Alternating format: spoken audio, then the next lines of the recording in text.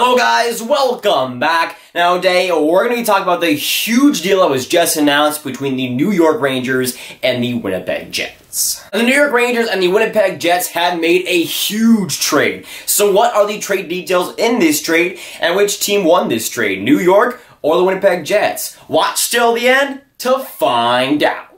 This trade was just announced, a huge trade, especially for the last few weeks. We really haven't seen a gigantic trade yet this NHL offseason, but this is the first to go, and the dominoes are starting to fall. Now, you guessed it, New York Rangers, Winnipeg Jets. Jacob Trouba has been linked between the two teams for quite a long time, and he is the main piece in this NHL trade. Now, the trade details go as follows. To the New York Rangers, you have Jacob Trouba. To the Winnipeg Jets, you have Neal Pionk and the 20th overall pick in the 2019 NHL Draft. This is a gigantic trade for a bunch of different reasons. The first one, the obvious one, being Jacob Trouba. He is one of the biggest fishes out of the, or at least the trade pool, at least formerly, but he's a guy that's been looked at as a guy that's usually almost confirmed to get traded, and we thought he would get traded this NHL draft. That's where I thought he would actually get traded in the first or second round, whatever it might have been. I would have thought that the trade would happen then, but New York Rangers do decide to get it done early and acquire a defenseman that they've been looking at for a long time.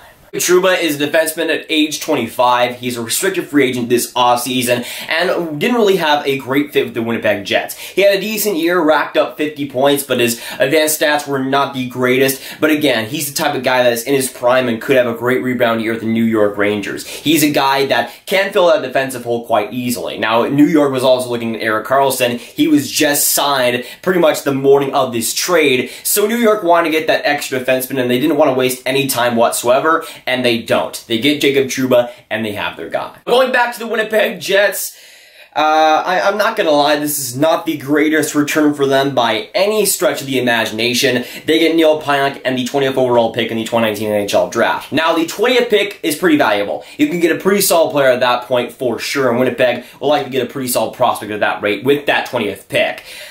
But Neal Pionk, I think, is the confusing one. I don't know if they needed a defenseman like that, a defenseman that bad. I liked Neal Pionk at the start of the season, and then he just fell off a cliff, basically. His stats were absolutely horrendous, and he's basically been one of the worst Rangers defensemen in the last year. That's not the type of player you want to be trading for if you're the Winnipeg Jets, but they get an extra defenseman back who I guess can be an extra body, but not anything more than that, to be honest. Now, Larry Brooks of the New York Post suggested a few days back that the Winnipeg Jets, in exchange for Jacob Trouba, will get the 20th overall pick, Pavel Buchnevich, and Liz Lundqvist from the New York Rangers if a trade were to happen, and that seemed pretty realistic. It was probably going to be a decent trade for both teams involved, and Liz Lundqvist was a very underrated defensive prospect and still is, but this return for the Winnipeg Jets just seems lackluster. Now, obviously, Trouba's value has dropped since pretty much everybody knows the Winnipeg Jets are shopping him and wanting to trade him, of course, so it does value, and it does hit the value quite a bit. But to only get Neal Pionk and that 20th overall pick, who is still a pretty decent pick,